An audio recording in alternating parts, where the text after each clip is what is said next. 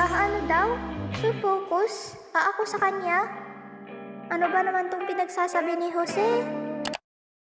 Kita nyo? Kinilig naman kayo. Ay, ginawa na nilang showbiz tong school. Pero alam nyo po ba, nung panahon namin, yung hindi pa uso ang bigas? Boss, Di pa nga ako tapos eh. may sinasabi ka? Sabi ko nga, next na. At ito na nga ang dahilan kung bakit ako nagdadahilan.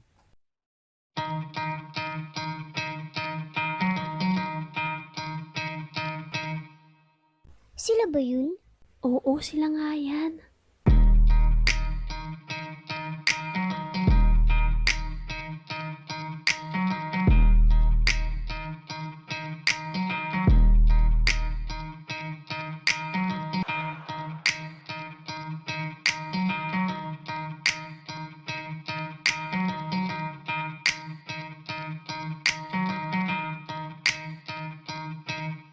Ito ba yun?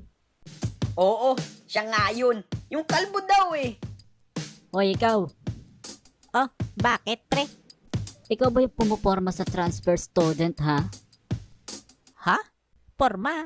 Ano porma ba yan, pre? Huwag ka nga dyan, kalbo. Maang-maangan ka pa eh. Ah, ganito ba yan?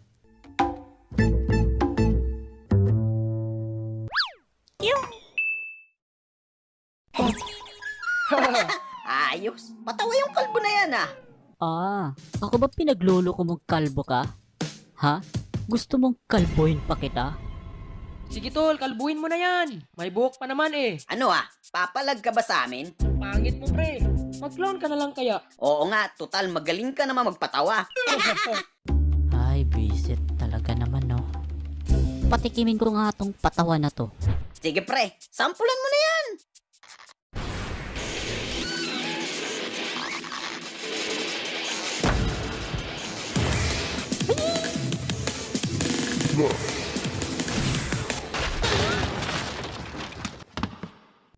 Ang agresibo naman nun. Ay, pasaway na lamok. Ang bilis. Munti ka na yun ah. Bakit mo ko sinapat? Ay, sorry. May lamok kasi sa pisngi mo eh. Papatayin ko sana kaso ang bilis niya eh. Sorry talaga pare.